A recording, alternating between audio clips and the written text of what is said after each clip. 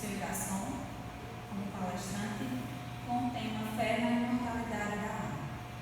Mas, para introduzir a nossa reunião da tarde de hoje, vamos fazer, desculpa, a reunião já está à noite de hoje, ainda estou na tarde, vamos fazer a leitura do Evangelho segundo o Espiritismo, capítulo 19, A Fé Transporta Montanhas. A fé religiosa, condição da fé inabalável. Do ponto de vista religioso, a fé consiste na crença em dogmas essenciais, que constituem as diferentes religiões. Todas elas têm seus artigos de fé. Sob esse aspecto, pode a fé ser raciocinada ou cega. Nada examinando, a fé cega aceita, sem verificação, assim o verdadeiro como o falso, e a cada passo se choca com a evidência e a razão. Levada ao excesso produz fanatismo. Em aceitando o erro, cedo ou tarde desmorona. Somente a fé que se baseia na verdade garante o futuro, porque nada tem a temer do progresso das luzes. Dado que o que é verdadeiro na obscuridade também o é a luz meridiana. Cada religião pretende ter a posse exclusiva da verdade. Preconizar alguém a fé cega sob um ponto de crença é confessar-se impotente para demonstrar que está com a razão. A mensagem é um pouco longa e o nosso irmão vai falar sobre esse tema de hoje, então vamos parar por aqui. Todos receberam a mensagem de exórdio e essa oração que eu vou dar a mim, né? Eu vou responder. É uma mensagem de Emmanuel, renovação necessária. Quando o apóstolo dos gentios escreveu esta exortação, não desejava dizer que o espírito pode ser destruído, mas procurava renovar a atitude mental de quantos vivem sufocando as tendências superiores. Não raro, observamos criaturas que agem contra a própria consciência, a fim de não se categorizarem entre os espirituais. Entretanto, as entidades encarnadas permanecem dentro de laborioso aprendizado, para se erguerem do mundo na qualidade de espíritos gloriosos. Esta é a maior finalidade da escola humana. Os homens, contudo, demoram-se largamente à distância da grande verdade. Habitualmente preferem o convencionalismo a rigor e somente a custo abrem o entendimento às realidades da alma. Os costumes efetivamente são elementos poderosos e determinantes na evolução. Todavia, apenas quando inspirados por princípios de ordem superior. É necessário, portanto, não asfixiarmos os germes da vida edificante que nascem todos os dias do coração ao influxo do Pai misericordioso. Irmãos nossos, existem que regressam na terra pela mesma porta da ignorância e da indiferença pela qual entraram. Eis porque, no balanço das atividades de cada dia, os discípulos deverão interrogar a si mesmos: que fiz hoje? Acentuei os traços da criatura inferior que fui até ontem? Ou desenvolvi as qualidades elevadas do espírito que desejo reter amanhã? E refletindo nessa mensagem, vamos realizar a nossa prece inicial.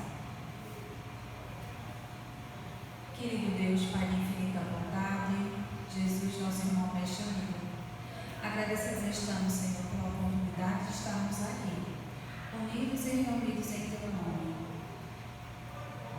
estudando um pouco mais dos Teus ensinamentos, que a palavra que será proferida pelo nosso irmão esta noite possa adentrar em nossos corações, trazendo-nos paz, alegria, fé, que possamos sentir a Tua presença entre nós e assim sairmos daqui muito melhores do que quando chegamos. Nos abençoa, ilumina nossos pensamentos e atitudes. Faça de nós o melhor que podemos ser na nossa atual encarnação. E guia-nos para que possamos vencer as nossas más inclinações. Obrigada, Senhor, por tudo. Muita paz. Que assim seja.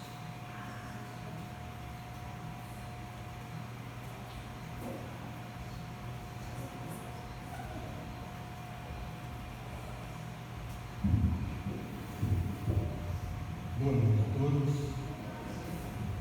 Que a paz do Divino Mestre e o amor de Cristo esteja com todos nós, hoje e sempre.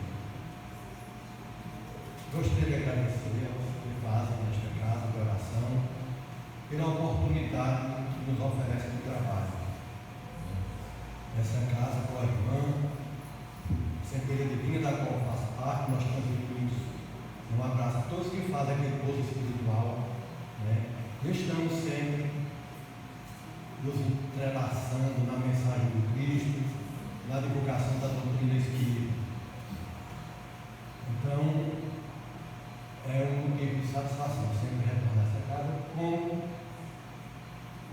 um estudioso, um assistente, a questão do palestrante, fazer como irmão, ainda não me considero, ele diz, eu não sou um palestrante, eu sou um contador de casos, de histórias. Mas, hoje, nós gostaríamos de falar a respeito da fé na imortalidade da alma. A gente sabe que denominações religiosas veem a fé por vários aspectos e a questão da alma em si, eles colocam após o desencarne, cada um segundo os seus conceitos, seus dogmas, as suas tradições, os seus ensinamentos. Com todo respeito, quando eu sempre me refiro à doutrina católica, eu enfatizo com muito agradecimento ter nascido em berço católico. Foi nesse berço que nós fomos orientados a crer na existência de um Ser Supremo, um Pai poderoso, orientado por nossa genitora. Já disse nessa casa, algumas vezes, lá em casa aos domingos, ninguém tomava café antes de ir à missa. Tinha que sair daqui da Vitória para chegar à matriz, mas colocava 7 filhos na frente.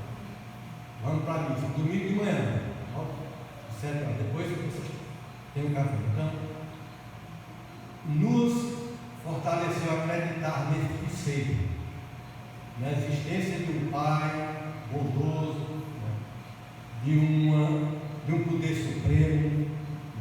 Depois, algumas dúvidas que nós trazíamos, alguns movimentos que o nosso barco da fé fazia encontrou um corpo na doutrina espírita. Alguns questionamentos. E na minha adolescência eu já tinha quando folheava a Bíblia.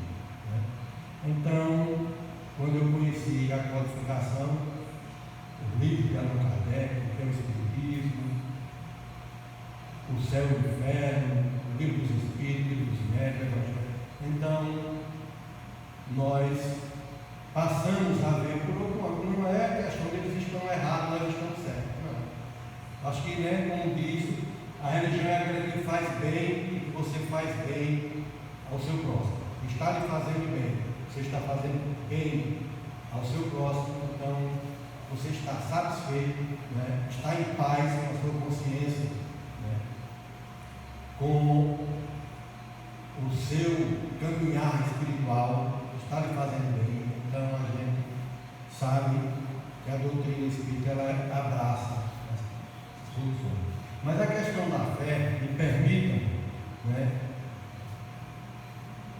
diz o seguinte, que a fé é a adesão de forma incondicional, a fé é a adesão de forma incondicional a uma hipótese que a pessoa passa a considerar. Então, uma informação que eu tenho de forma incondicional, eu passo a considerar aquilo ali, né? Segundo, essa informação baseia-se na fé. Mas essa, de forma incondicional, não abre espaço para aquela fé que a irmã antes daquela fé cega. De forma incondicional, eu acredito do jeito que me disser, eu acredito. Não, é incondicional. Está me passando essa informação, eu acredito. Então, aí a me abre margem para aquela fé que não é raciocinada, que não se reflete, que não se busca compreender, né, os fatos, os acontecimentos, as questões que envolvem a vida espiritual. Né? Tudo que nós consideramos como sendo verdade, sem qualquer tipo de prova ou critério. Eu acho que para embasar a fé com mais solidez, né, com mais, poder assim, de convencimento, a gente precisa de verificação, de ter algo a mais, e não acreditar simplesmente naquela informação primeira.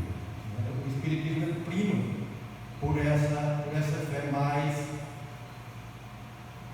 aperfeiçoada, mais, digamos assim, raciocinada, né? Mais entre o seu pensamento que lhe convence, não acredito que me passaram, me ensinaram, e assim a gente vai continuar. Então eu posso crer, eu acredito no que Campos me diz. Ela me dá uma informação, eu acredito, é uma informação fidedigna. Agora, se Glaucio me chega com outra informação no mesmo tema e eu deixo de acreditar na de Campos e passo a acreditar na de Glaucio, então não é a fé, é crença, eu acredito. Agora, a fé é aquela que você passa, né, a não aceitar outra argumentação, que você se convence de que aquela ali é um posicionamento, digamos assim, incontestável.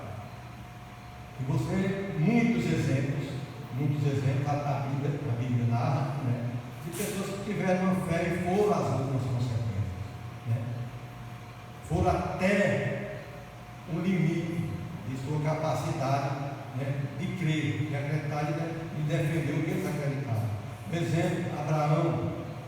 Né? Abraão chegou ao ponto de, por pouco, né, não cometeu, né, o desencarne do filho, quando Deus, segundo a narrativa bíblica, pediu que ele executasse Isaac, que ele desse o sacrifício com o próprio filho. Depois não foi realizado, mas ele, a fé lhe levava a virar. E muitos outros, né? Como Moisés, exemplo de fé, Noé, exemplo de fé, acreditou na fé. E assim temos, né, muitos não. A Bíblia cita vários, né, seres humanos, né, homens e mulheres dedicados, abnegados, que defenderam, né, a sua fé até a última instância, digamos assim. A doutrina espírita também cita alguns exemplos de fé, né, que acredita que a ação que ele está colocando nesse momento vai lhe servir no futuro, após a morte, na imortalidade. A morte não, após o desencarne.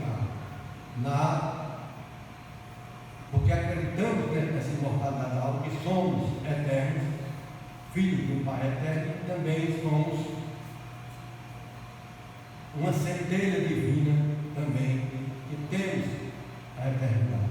Né? A doutrina cita o caso de,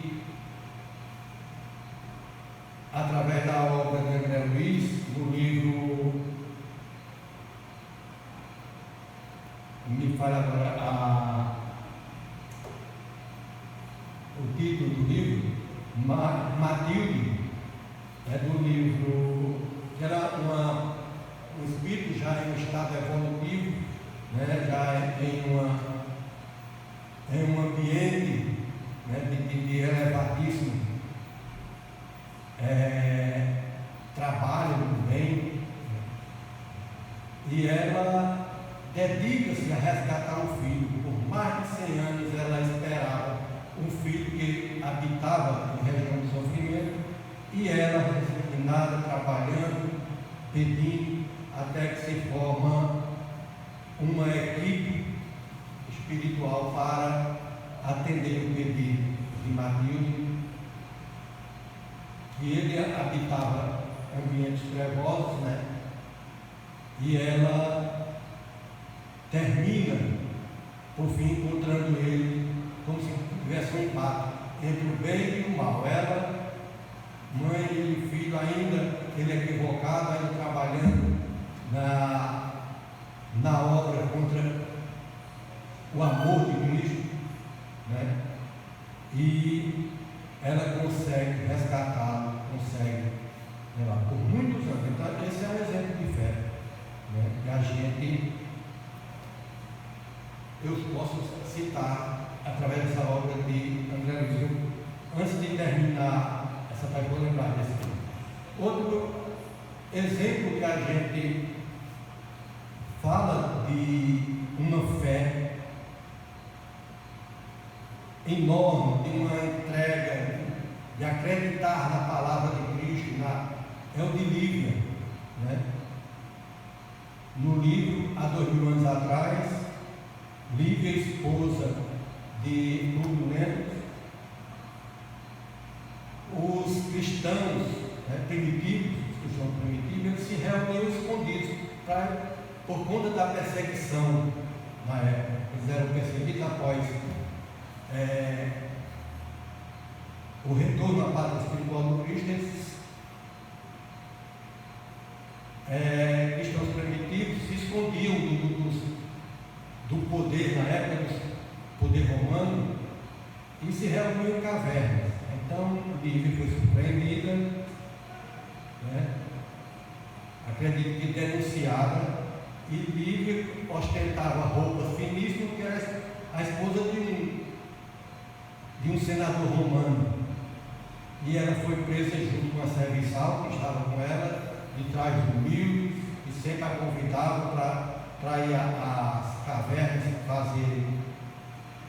ouvirem a palavra do Cristo, seguirem os ensinamentos de Cristo, e ela é identificada pelos soldados romanos. Então, aqueles que foram presos teriam que passar pelos sítios, serem colocados em arenas.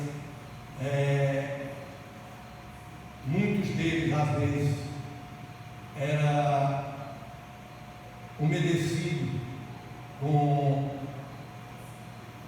óleos, com produtos inflamáveis, eram queimados na arena, eram pisoteados, eram colocados na frente do leão. E Lívia, sabendo que ia ser condenada, na hora que a guarda chega, ela pede para trocar de vestido com a sua serviçal, que ela queria morrer em testemunho ao Cristo, em obediência ao Cristo, mas queria uma roupa humilde.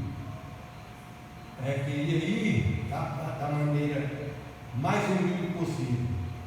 Então, quando entram na cela, levam Lívia e deixam a serviçal dela, a empregada dela, porque achavam que ela era quem era uma pessoa da corte. Então, por amor a Cristo, ela pediu que não merecia, né, servir. Na última hora, a Cristo, com aquele traje de luxuoso, que ostentava a riqueza e o poder na época, e foi humildemente, terminou sendo levado ao céu. São desses casos que a gente consta na história, a gente pode narrar, porque vai servindo de até reflexão para a gente.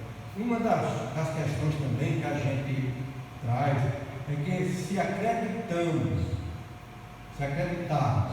melhor dizendo, na imortalidade da alma, tivermos fé, né, que a doutrina espírita se sustenta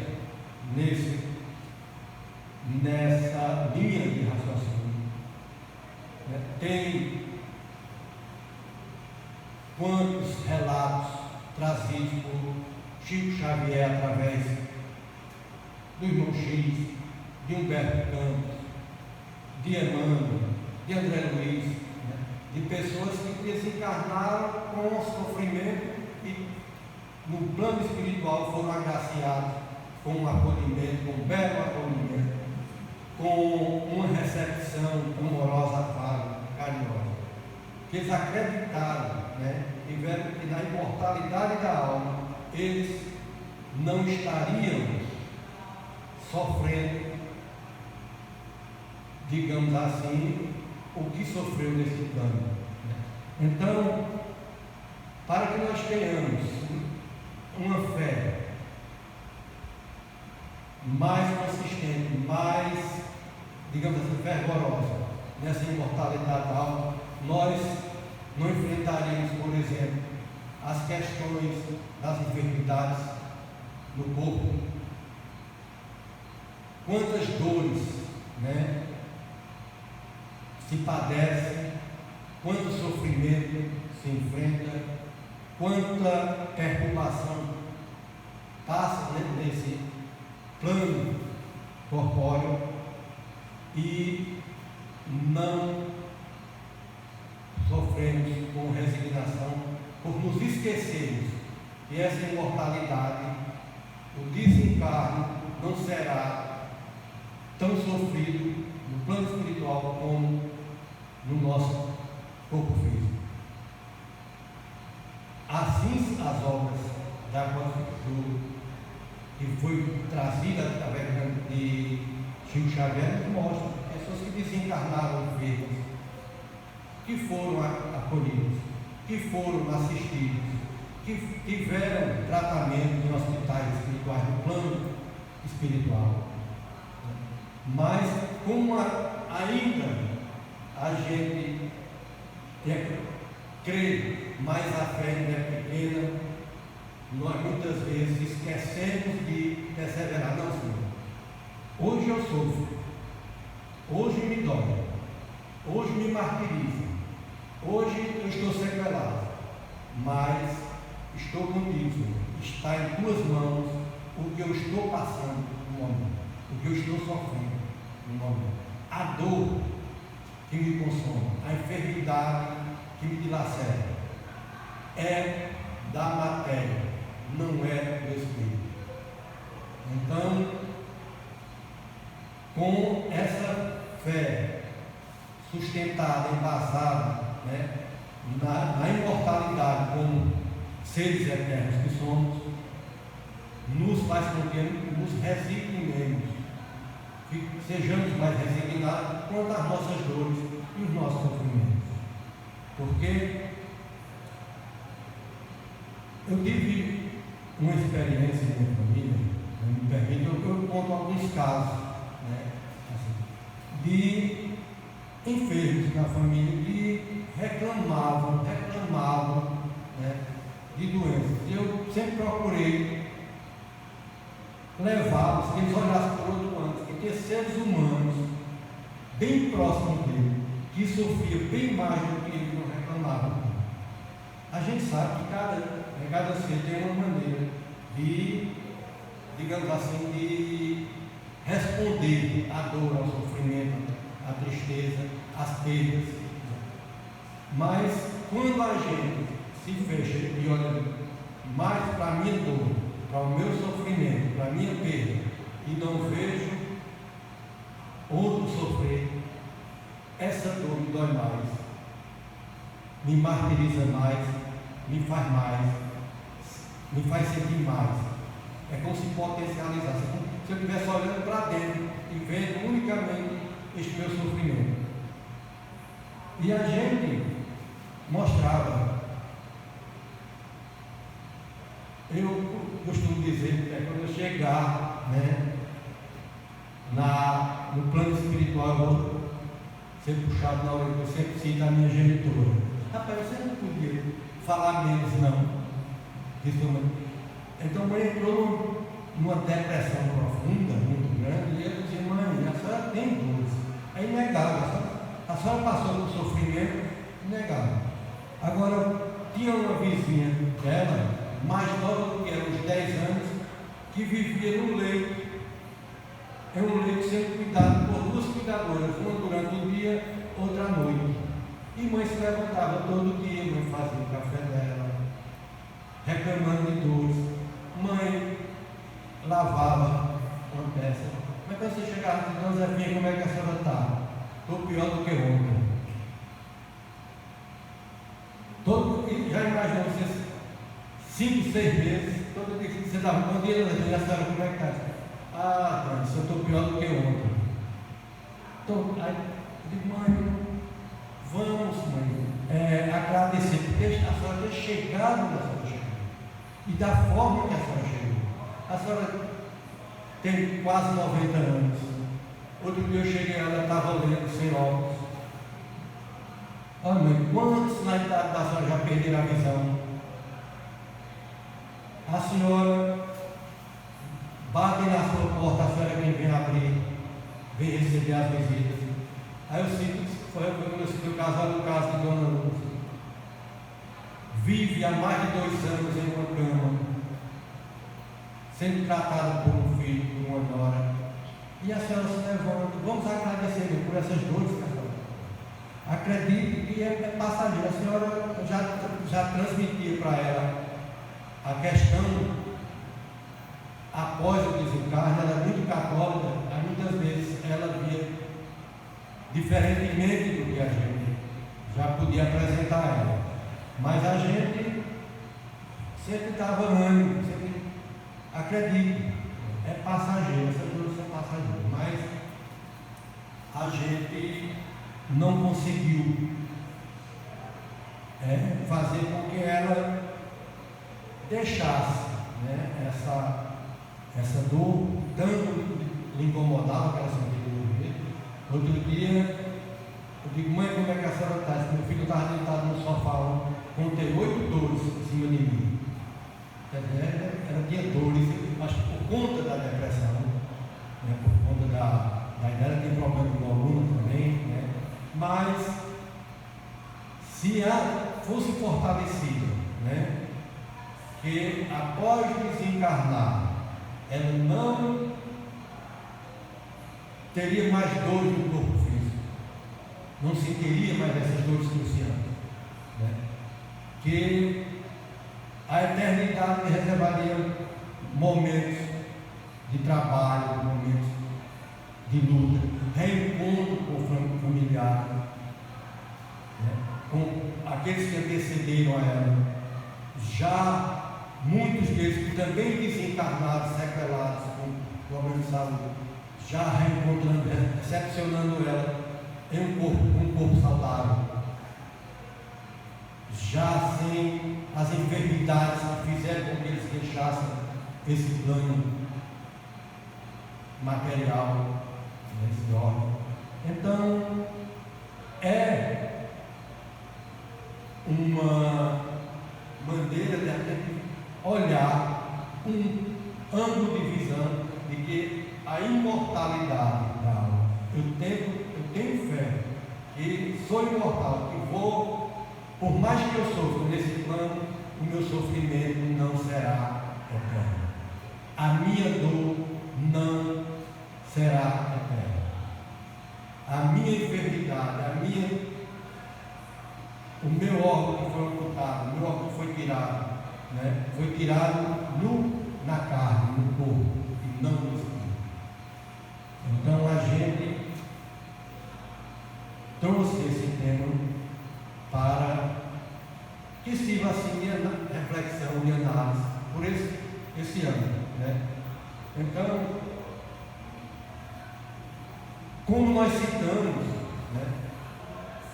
Nós citamos grandes nomes, né, de seres que passaram por esse plano, viveram a verdadeira fé.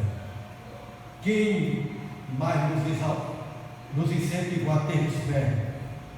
O próprio Cristo, em seus ensinamentos, ele trazia de forma bem clara, enfática, carinhosamente, né, quando socorria qualquer necessitado, o que ele dizia: a tua fé te curou. Ele diz, a sua fé lhe curou.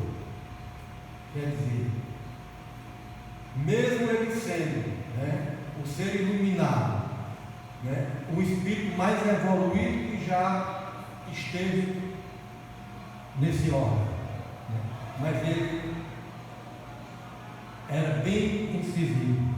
Vai, a tua fé te curou. E observava, não peques mais. E se a gente for olhar essa frase, não peques mais, para que algo pior não te aconteça, é não vacile na fé. De novo, não retroceda na fé. Mantenha-se firme. Acredite, levante, vença na possibilidade, supere, se lapide, se melhore, para que algo pior não lhe aconteça. Porque se a cada atendimento a gente volta ao estágio que era a repetição da sequela, do sofrimento, vai surgir. A gente vê casos de pessoas, né, por não verem a fé da imortalidade da alma, cometerem a gente, o suicídio, como lembrou bem a irmã, né?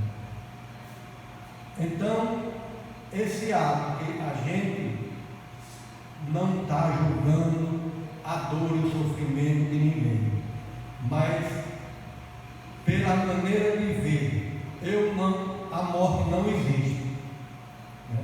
A morte não existe, eu sou um ser eterno, o Espírito viverá, mesmo sendo ceifado, né?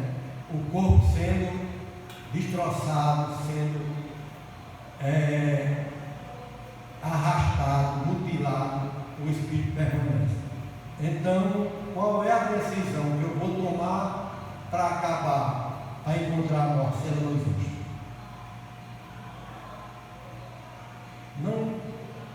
Não tem, né?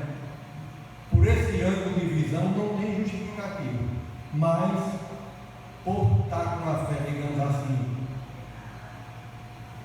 ainda não bem estruturada, né?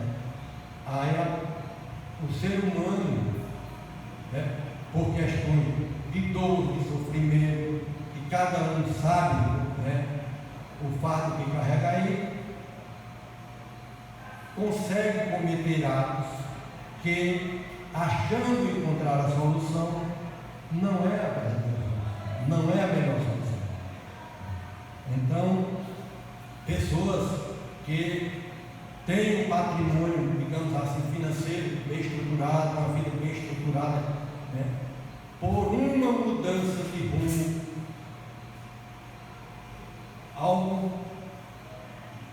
é tirado dele, ou tudo que ele tem tirado.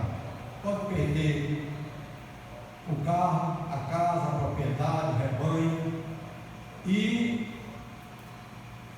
por estar também preso, né, a bens materiais e não acreditar nessa imortalidade da alma após o desencarne, continuar vivendo feliz, aí muitos deles não abrem mão e se martirizam, sofrem e potencializam em si o sofrimento por apego a bens materiais nesse plano, quando o que vai lhe servir verdadeiramente na vida, no plano espiritual, ele não leva no ataúde.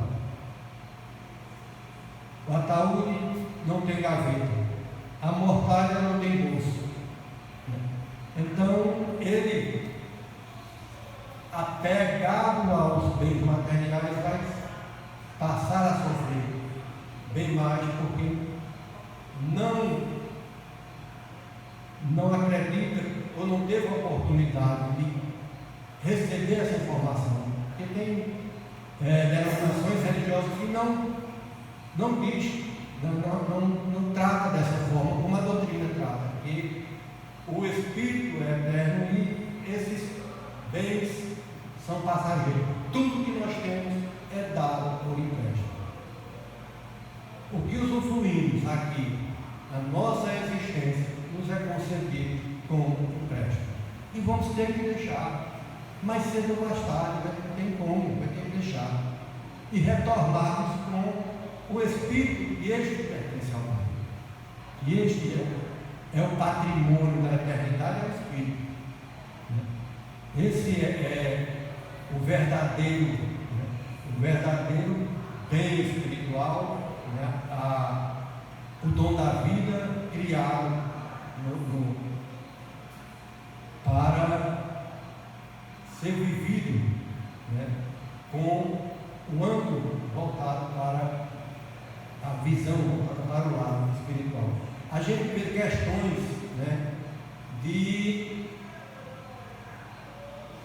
quase que diariamente, a questão dos relacionamentos extintos. A televisão nos mostra o feminicídio, o apego.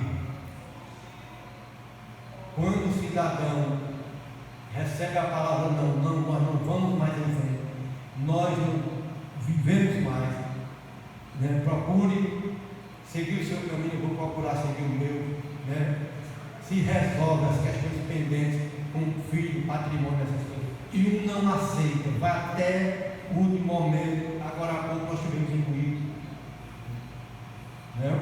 foi tirada, você falou a vida de uma senhora, a falta, a vida dela não tirou, a vida dela permanece. Ele contraiu uma dívida por ter infringido uma lei imutável, ter decidido eliminar um ser humano onde ninguém tem esse direito. O único que é, digamos assim, detentor deste poder de recolher ao mundo espiritual é quem Deus nos criou. Esse é que tem a hora, o dia e o momento de nos recolher. E por um equívoco, por não aceitar, por egoísmo, por amor próprio, tem muitos que dizem, não, eu cometi esse delito, matei, já viu algumas vezes, matei por amor. Que pronúncia, que pronúncia, matar por amor, por amar o outro, matar. Não, por amor se dá a vida e não se tira. Por amor se ampara, por amor se protege, por amor se defende, não por amor matar.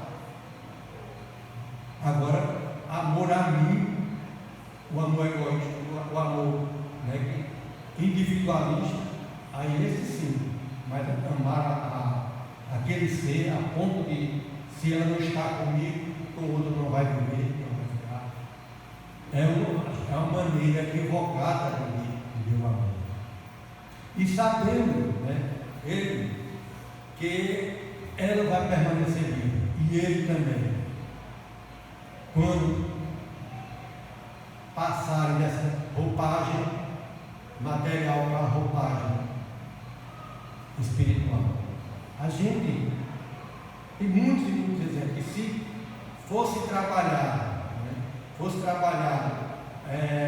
este princípio, essa fé, na imortalidade da alma, porque a minha ação hoje vai gerar uma reação, que o que eu plantar, eu planto hoje e sou obrigado a colher amanhã. E que sou eterno. Então, mais cedo ou mais tarde a colheita surgirá. E tudo que eu plantei, eu vou colher. Tudo que eu fiz, eu vou ter que prestar conta. Então, se a gente esquece esse detalhe, é onde acontece, digamos assim, os tropeços, por nos esquecermos dessa lei de progresso, dessa lei evolutiva, de que vamos continuar existindo, vamos continuar vivendo e que vamos nos depararmos com as leis universais que são imutáveis. Então a gente trouxe até um pequeno, eu digo assim, um pequeno texto, mas não é tão pequeno, mas é um capítulozinho de um livro, Contos e Apólogos. Se eu não me engano, foi até uma informação de César, lá no Centro de Dimensão do Palestra. E a gente olhou, é um livro excelente, eu recomendo, é um livro pequeno, não é grande, mas poucos capítulos, cada capítulo é uma página, 2 páginas, mas de belíssimo conteúdo. Contos de Apólogo, de Monchique. É excelente. A gente pode até buscar o PDF dele no celular, no notebook, porque tem uns capítulos belíssimos. Então, um deles que eu trouxe para pedir permissão a vocês, a espiritualidade, para é dívida e resgate. Então diz mais ou menos o seguinte: na antevéspera do Natal de 1856, Dona Maria Augusta Corrêa da Silva, senhora de extensos haveres, retornava à fazenda às margens do rio Paraíba após quase um ano de passeio repousante na corte. Afinal, né? Tirar um ano de passeio na corte, desceu o rio, né? Na época. Então ela voltou à fazenda acompanhada de numerosos amigos que lhe desfrutariam a festiva hospitalidade. A orgulhosa matrona, na tarde chuvosa e escura, recebia os 62 cativos de sua casa. Sorridente e humilde, lhe pediam a bênção. Os escravos naquela época pediam a bênção aos seus senhores, né? Na sala grande, nobremente assentadas em velhas poltronas, sob largo estrado, que lhe permitisse mais amplo golpe de visão. Fazia um gesto de complacência à distância para cada servidor que exclamava de joelho: louvado seja nosso Senhor Jesus Cristo, Senhor. Porque os escravos diziam: louvado seja, ela respondia, acentuava Dona Maria com terrível severidade e transparecer da voz. Velhinhos de cabeças brancas, homens rudes do campo, mulheres desfiguradas pelo sofrimento, moços e crianças desfilavam nas boas-vindas. Contudo, em ângulo recuado, pobre moça mestiça sustentava nos braços 2 crianças, recém-nascida, sob a feroz atenção do capataz desalmado que esperava a sua vez. Foi a última que se aproximou para a saudação. A fazendeira soberana levantou-se, esperticada, clamou para junto de si o cérebro humano, que seguia de perto a jovem escrava, e antes que a pobrezinha lhe dirigisse a palavra, falou-lhe duramente: Matilde, aguarde, guarde as crianças na senzala e encontre-me no terreiro, precisamos conversar. A interpelada obedeceu sem discutir. E afastando-se do recinto, na direção do quintal, Dona Maria Augusta e o seu assessor, de arrogados em punho, cochichavam entre si, ela e o capataz da fazenda. No grande pátio, que à noite agora amortalhava, em sombras espessas, a mãezinha infortunada veio atender a ordem recebida. Acompanha-nos, determinou Dona Maria, austeramente. Guiada pelo rude capitão do mar, as duas mulheres abordaram as margens do rio que transbordavam. Guindada pelo que transbordavam nuvens formidantes, formadas no céu, e medonhos fugidos de trovões ressoavam. Derramava-se o Paraíba em soberbo espetáculo de grandeza, dominando o vale extenso. E o Paraíba estava com muita enchente. Dona Maria pousou o olhar severo na mestiça, humilhada, e falou: diga-me quem são essas duas crias nascidas em minha ausência. Diz-me Osírio, senhora. A escrava respondeu. Osírio era o filho da patroa da escrava, né? Miserável, bradou a proprietária poderosa, meu filho não me daria semelhante desgosto, negra e infame. Miserável, bradou a proprietária poderosa, meu filho não me daria semelhante desgosto, negue essa infâmia. Não posso. A patroa encolerizada relanceou o olhar para a passagem deserta e bramiu o roqueiro: nunca mais verá você essas crianças que odeio.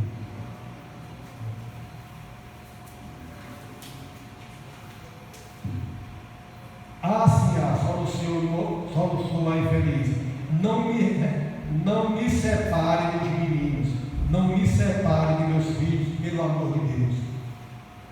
Não quero você mais aqui, e essas crias serão entregues à venda.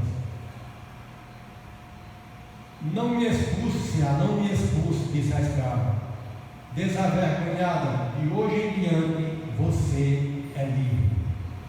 E depois de expressivo gesto para o companheiro, acentuou irônica: livre poderá você trabalhar noutra parte para comprar seus rebentos malditos. Matilde sorriu em meio ao pranto copioso e exclamou: ajude-me, senhora. Se é assim, darei meu sangue para reaver meus filhos. Dona Maria Augusta indicou-lhe o Paraíba, enorme e sentencioso. Mostrou o rio em toda correnteza, né? Você é livre, mas fuja da minha presença, atravesse o rio e desapareça. Senhora, assim não, tenha piedade de sua cativa. Jesus, não posso morrer. Mas, ao sinal da patroa, o capataz envelhecido estalou o chicote no dorso da jovem, que oscilou em defesa, caindo nas correntezas do Paraíba. Socorro, socorro, meu Deus! Vala-me nosso Senhor! Gritou a mísera, debatendo-se nas águas. 100 anos passados.